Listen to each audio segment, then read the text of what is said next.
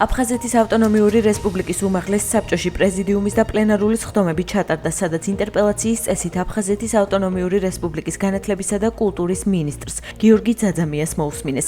მინისტრმა პასუხი გასცა უმაღლესი საბჭოს წევრების მიერ წინასწარ წერილობით დასმულ შეკითხვებს, რომლებიც შეეხებოდა დახარჯული საბიუჯეტო სახსრების ეფექტიანობას.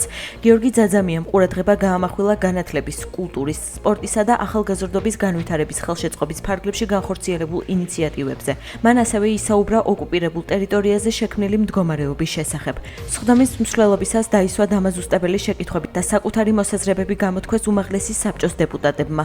მინისტრის მოსმენა შეაჯამა აფხაზეთის ავტონომიური რესპუბლიკის უმაღლესი საბჭოს თავმჯდომარე ჯემალ გამახარიამ. მან აღნიშნა, რომ სამინისტროს მუშაობა მიმდინარეობს ჩამოყალიბებული პოლიტიკის შესაბამისად.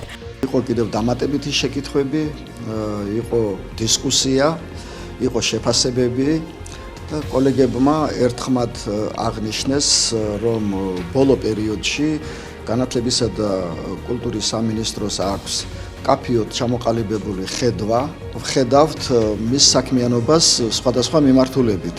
და კოლეგებმა ამას ყველაფერს ძალიან მაღალი შეფასება მისცეს, მადლობა გადაუხადეს ბატონ მინისტრს და ამავე დროს იყო რეკომენდაციები, როგორც ეს ყოველთვის ხდება. ინტერპელაციის წესით დღეს ვესტუმრე აფხაზეთის ავტონომიური რესპუბლიკის უმაღლეს საბჭოს, სადაც წინასწარ დასმულ შეკითხვებზე საკითხებთან დაკავშირებით გავაჟღერე სამინისტროს პოზიცია. მინდა აღვნიშნო, რომ ზოგადად შეხვედრამ ჩემო მონაწილეობამ აღნიშნულ პროცესში საკმაოდ კონსტრუქციულად ჩაიარა და ასევე მხარეებმა განსაზღვრეს სამომავლო თანამშრომლობის გეგმები და მათი ასრულების მექანიზმები და გრაფიკი.